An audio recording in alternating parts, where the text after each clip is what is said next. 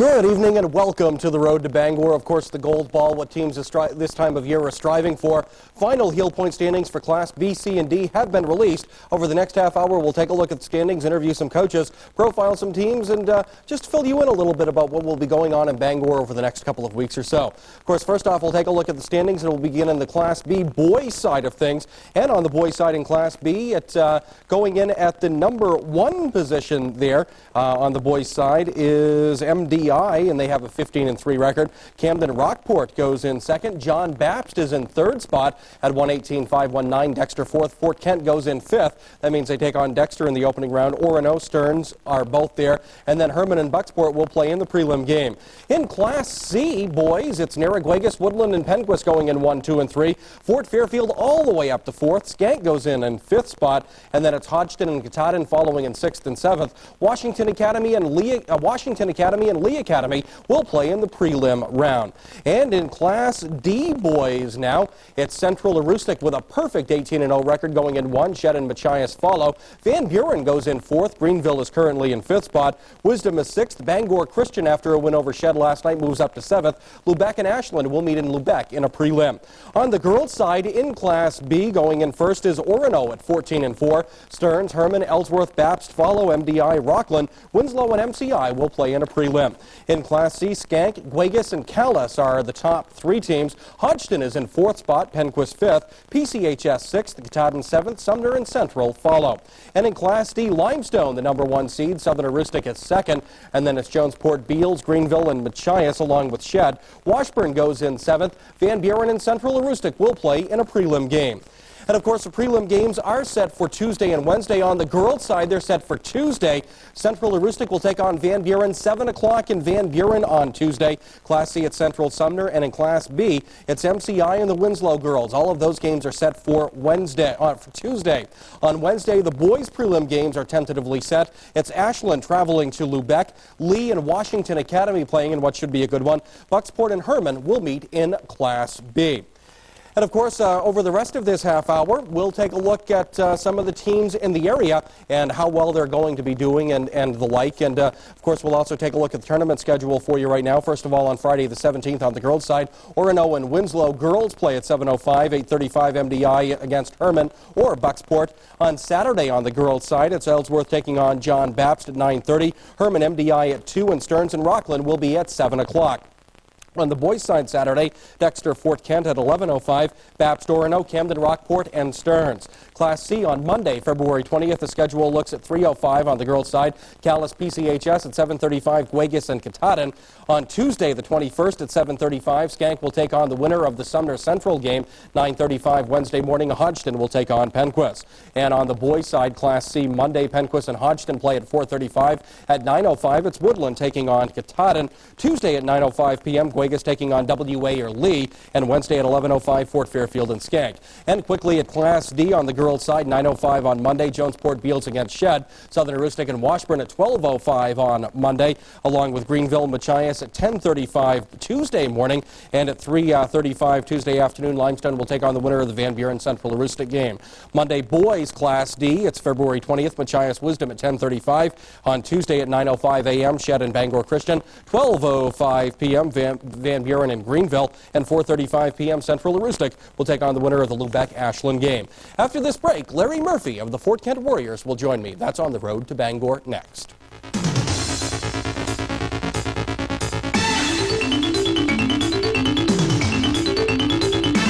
And welcome back to the road to Bangor. Joining me now is Fort Kent boys basketball coach Larry Murphy. Murph, this year you had 15 wins on the year, another great season. I mean, you had several overtime games, as you told me. What's been the key for the success of your team this year, Larry? Beginning of the year, we had 6 new faces to work into the system, and 3 kids that were pretty much veterans from last year. We were worried about how would we respond to some pressure games, because we lost a lot of leadership last year, and the graduation of Lonnie Berthium and Brad Courier. But the kids have stepped up, and they've worked real hard. I think the key to them is we found some people that were willing to sacrifice an awful lot of energy and cause the ball to bounce your way. We just kept in motion and worked hard and stayed persistent, and they've come through real well. You know, I think the interesting thing is, taking a look at your schedule, you've picked up some major wins this year. You swept Presque Isle. You were able to go on and pick up a win over Caribou in overtime. You had 2 overtime games with Caribou. Taking a look at that, I mean, did the kids develop more confidence as the year went along, or? To be truthful, in the first Caribou game, I would have liked to have had a couple more weeks. I was going in there thinking if we could hold our own and avoid big runs of mistakes or let them get any momentum built up, we could maybe play with them and save us some energy to look forward to the second game. But the kids really picked up their game and played real hard and got themselves in good rhythm, and we played well against them the first time out. You know, and of course your team isn't the biggest team in Class B or in the county by any stretch of the imagination. You're going up against a Dexter team. You got a quick scouting report on them last night. They're pretty tall, aren't they? They've got a kid about 6'7" or 6'8". They've got a couple other people that are somewhere around 6'3" to 6'4", 6'5". What might help us is the other people that are 6'2" or better like to play on the perimeter, so that might make the matchups a little better for us to contend with. What we have trouble with is when we have two teams with, or have a team with 2 strong post players, some size on the blocks, because we only go 6'2" and 5'11" with our starting forwards, our power forward and our center. We come in off the bench with Matt Thibodeau at 6'5", so a team that has 2 good-sized post players gives us more trouble than others. You know, this must have been a fun year for you, though. It's been a long, long while since you've ever swept Presque Isle. A few years since you've beaten Caribou. You had 6 overtime games, you told me, counting tournament games and stuff. It had to be a fun year, but also a little stressful. You might have gotten a little gray during the season, do you think? We aged, or I aged quite a bit during the course of the year. After the 3rd or 4th overtime, it was like every time we went out there, we expected to play an extra period. So the kids, like I said, the kids worked hard, and sometimes I didn't know where they got the energy, because we'd go with that starting unit a good amount of the overtime, and they gutted it out and played real hard and played smart. You know, really, as the year went along, it looked like you went a little more to your bench. You had a couple of injuries that forced you to go to your bench a little bit more, and they got some quality minutes as well, and that helped you down the stretch too, didn't it? We found some people. We were forced to find some people. We went into the Presque Isle game, and that was the first game of a stretch where we would play 5 games in 7 days, and 2 of them against the Class A clubs and some of the contenders in C and D. We had an injury in the first quarter of the Presque Isle game, and it forced us to play some other people. We had another injury in the second half of the Presque Isle game, so we went deep into our lineup, and we found some people. They stepped up and did their jobs. They paid attention during the course of the year in the practices, and they knew their cues, and they knew their roles real well. They played their roles real well for us. You know, you really haven't had a chance to see the other teams in Class B downstate, but with the B East and everything else that's going into effect down there, who do you see as the teams to watch in Class B at the tournament besides yourself? Well, I'm hearing a lot about Camden Rockport. The Landreth kid is 6'7", but they say his game, he's added to his game. He's all over the court. He'll post up. He'll shoot the 3.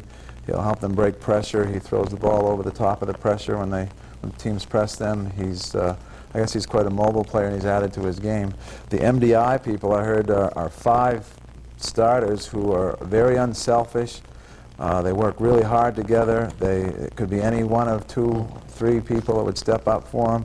It might be one person leading them in scoring one night, another person leading them another night. I guess they're one of the better units in the way of cohesiveness and unselfish play. Of course, big upset in Class B the final night with Stearns going on and picking up the win over MDI. That propelled Stearns basically out of the playoff, and might give them a little confidence going in against Camden Rockport. Yeah, it was a surprise to a lot of people. We're wondering that maybe, MDI they had such a large lead on the number 2 team, and they weren't threatened to lose their spot. Who knows? Maybe they had a little let up at the end of the year, but Stearns has to be given some credit. They took the number 1 team on and beat them soundly after them. Good luck Saturday morning. You're playing at 11:05 on Saturday against Dexter, Larry. Hopefully you'll be able to move by that game into the semifinals later in the week. Larry Murphy, the coach of the Fort Kent girls and Fort Kent boys, coming up later. We'll take a look at the Class D matchups. That's up next.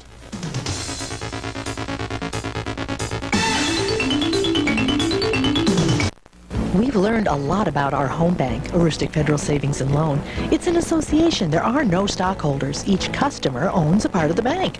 We know we can depend on our bank. They've been there for over half a century, and they've always invested our money locally. They invest in the county by making loans to your friends and neighbors, and they don't sell their loans. You'll never get a payment book from a bank you never heard of in a faraway state. Why settle for less when you can have local banking at its best? Aroostook Federal Savings and Loan with offices in Caribou and Presque Isle. Hold on to your seat, hold on to your hat. When you go out west, we don't hold back. At Arby's, we don't hold back over meat.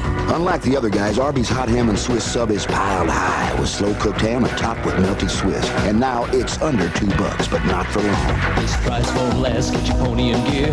Look for the hat, cause it's better out here. It's under $2 and it's only at Arby's. If you're planning to remodel your kitchen, bathroom, or any other room in your home, well, now's the time. S.W. Collins Company is having a display sale at both their Caribou and Presque Isle locations. Kitchen cabinets, vanities, Whirlpool tubs, fiberglass shower units, Anderson and Wenco doors and windows, all on sale. Plus, buy one Peachtree window and get the second one free. You heard me right. Buy one Peachtree window and get the second one free. Hurry into S.W. Collins Company, Caribou and Presque Isle during their fantastic display sale.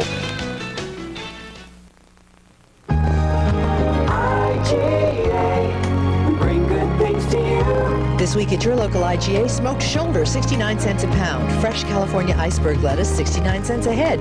This week's dollar stretchers include IGA solid white tuna, 99 cents with coupon, and IGA peanut butter, 99 cents with coupon. Other dollar stretchers too at your hometown IGA. IGA, we bring good things to you. Welcome back to the Road to Bangor. We now take a look at the Class D tournament. And joining me now, Steve Shaw, who's the coach of the Central Aroostook boys, and Jeff Hudson, who's the coach of the Limestone girls. Both coaches have been on a roll all year. Steve, you've won 18 games in a row. You're the defending state champions. You've won something like 38 straight games. Why have you been so successful with this group of players? We've been very successful because, number one, I think it's the most unselfish group of young men that I've ever been around. And if you've watched them play, there's not a selfish bone in any of their bodies. They just love to pass the basketball, and I think that's the key to our success. They're fun to watch. I mean, they're always right there, and they give the fans, you've drawn well, they definitely give the fans something to cheer about, right? We've got a lot of talented young men, and they work hard on their game, and they've got a lot of skills, and it's fun to watch them play because they play hard, and they're unselfish, and I think that's, you know, if we can rebound and play defense, you know, we usually have a pretty good night. You know, of course, going in at number one, you're not sure who you're going to be playing yet. It's a little tougher to get ready for a game that you're not sure who you're going to be taking on. It'll either be Ashland or Lubec. You've seen Ashland, you haven't seen Lubec, but is that a little disadvantage, not knowing who to prepare for until Wednesday or Thursday? Well, it makes it tough for us because we haven't seen too many down east teams, and you know, when you look at the pairings and whatnot, there's not much difference in really ability-wise. So we know that Ashland can give us a good ball game, and we know that Lubec, any of those teams will give us a good ball game down there, especially the first ones. It's tough on the auditorium. You get down that first ball game, and we just hope we get down and play hard and see if we can do the job. You almost had that lesson last year. Easton played you very, very tough in the opening game last year, basically your toughest game of the tournament. So I'm sure you're telling your kids not to look by the opening game, right? Oh, we take every game one at a time anyway, but it's difficult. Easton played terrific basketball last year, and we were very fortunate to win that ball game, and we went on, and it was a little easier for us after that. You know, and of course, Jeff Hudson now joining me. He, the coach of the Class D Limestone Eagles, who dropped down this year. Lost your first game of the year, Jeff. You racked off 17 straight wins after that. You've got to be at least feeling pretty good about going into the tournament, aren't you? Yeah, we've had a great regular season, and no matter what happens at the tournament, they can't take that away from us. And we set some goals at the beginning of the year, and now we have to go to the tournament and see if we can reach those goals. You know, of course, dropping down to Class D from a strong Class C, you've got some good competition. Southern Aroostook, you played them twice. You're playing again in the Aroostook League Championship game. The Class D tournament isn't a pushover, is it? I mean, there are some real good teams in there. No, Central Aroostook is playing real well, and they're in that playoff with Van Buren. But Southern Aroostook, I hear, is peaking. I don't know much about Machias and Jonesport, but there are some excellent teams in that tournament. You know, and for you guys, what's been basically the key? You've got a couple of big girls who you're able to go to inside, but you also get some nice production out of your guards and out of your forwards. A pretty balanced team, isn't it? Yeah, I think the key to our team has been our seniors. They've been around 3 or 4 years. Becky Rome, Terry Boyer, and Kim Chapman, and they've given excellent leadership. Angie Cannon's another senior, has done great, and Kelly Hartman, she knows her role. You know, I think the interesting thing, taking a look at you guys, the last 2 weeks of the season you've been averaging over 60 points a game. Do you feel that you're starting to peak at the right time? Well, I hope so. We know that the two constants that we have to have every night is defense and rebounding, and we know if we're going to do anything at the tournament, we have to have those two things. If you outscore your opponent 21-20, it doesn't matter, but defense and rebounding have to be there every night. And Steve, of course, you guys love to play D as well. I mean, you've held your opponents to under 55 points a game or so. You've been averaging up in the 80s or 90s in a lot of the games. Do you really stress the D, or do they just take pride in how well they play defense? I think we set goals as well, and on the defensive end, and we just try and play hard every night and make people put the ball on the floor and try and get some help side. If we can do that, and we try and create a lot of our offense off our defense, and we've got some terrific athletes, and they play the passing lanes well, and if they work real hard, it usually helps our offense. You know, if you were to pick, of course, you guys are going to be the heavy favorite going into Bangor. Who else do you see as teams to watch on the auditorium floor in D? In D, of course, Shed's had a good year, but they've been up and down, so it's very difficult to take a look at them. I think Machias is a good ball club. They've got Tim Manchester, they've got Joe Cherry, a couple other pretty good players. Van Buren's a good ball club, and you go right down the list, and there's not much to pick from when you go down through. And we've played Ashland. Ashland's tough if they get in there, and it's going to be tough for us. Of course, Bangor Christian has an advantage on that home court, and their style of play is very frustrating and difficult, and we hope that if we have to play them, that we'll be mature enough and play smart enough so that we can be patient and try and make that work for us. How about you, Jeff? As far as on the girls' side, you and Southern Aroostook are the two teams that they're talking about, but there are some other teams in that tournament who could also do some damage, aren't there? Yeah, oh, definitely. Jonesport's a defending state champion, so I think anything has to go through them. Machias has some big girls.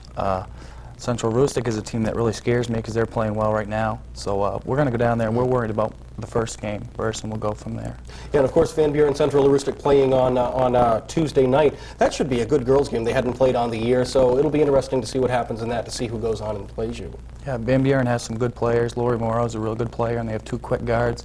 And Central Aroostook has Chris Bradstreet, Dusk Hewitt, and some young girls that are improving, so that should be a real good game. I'm sure you're both looking forward to the Class D tournament. Steve Shaw, Jeff Hudson, thanks for joining us. Good luck to both of you in Bangor, and I'll be back with a look at the Class C picture after this. Determination has earned them a spot in the Eastern Maine Tournament. When you're looking for a full-service broker, look no further than Cambridge Farms. They handle all sizes and varieties of potatoes. With 17 years in the business and offices located in Presque Isle and Avon, Mass., Cambridge Farms can handle all your potato brokerage needs. For more information, contact Carl Weber at 764-3055.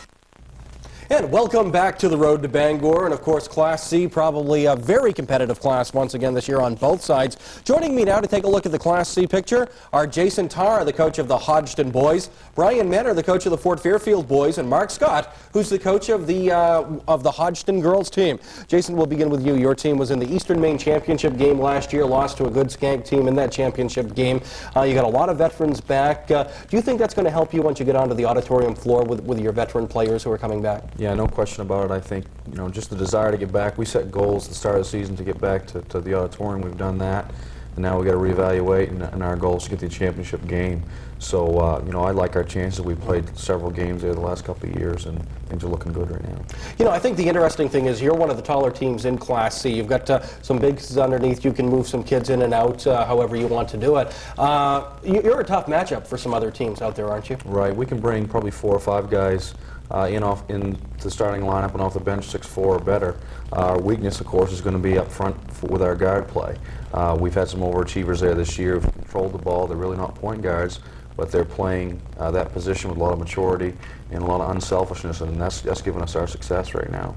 You know, and of course, taking a look at it with some of the players that you have, as you take a look at some of the standings, you go in 6th place. You're going up against Penquist. You haven't played Penquist yet this year, but you know something about them, right? Yeah, we've had some people see them. They got a big kid in the middle, probably 6'5" or 6'7", and they have a real strong backcourt. They have a Lyford kid that's an excellent three-point shooter, but their weakness, I think, is their age right now. They're young, they're not that experienced, but they play some good pressure man, and we've got to go down prepared and ready to play as well. You know, and moving on now to Brian Manor, the coach of the Fort Fairfield Tigers. I think it's a good thing he's wearing a red sweater today. He's one of the hottest teams going into the tournament right now, probably. Moved all the way up to 4th spot, Brian, 3 weeks ago. I'm sure you weren't even sure if you were going to make the tournament. Then all of a sudden everything turned around for you, and it turned out to be a good season. Yeah, it's been a fun couple of weeks for us. You know, I think, as we were saying earlier, in the sense of 2 weeks ago we were 9-4 in 12th place, and it really didn't look real good for us. I think the kids have really picked it up in the last couple of games, playing a real good D, and as I said, we've got a couple big wins. You know, a big win against Fort Kent at Fort Kent. We're the only team to beat them up there this year, and to beat Hodgson in triple overtime, it really does a lot to the ticker. You know, I think the interesting thing is you look at it. Fort Kent game at your place, you lost it in overtime, but you look at your schedule, and that looks like it might have been the turning point for the team. It's almost as if they might have believed in themselves a little bit more at that point and really came to play. Well, I think so too. I think, you know, the big thing, we lost Dave Bernard, our point guard, that game, and I think after that the kids really came together. Donnie DeMerch has done a great job at the point for us. Mark Sprague and John Nichols have really picked up their game. As I said, we have four kids right now averaging double figures, and I think, you know, if we play really well here, you know, down at the tournament, I think that we can really, you know, make a difference.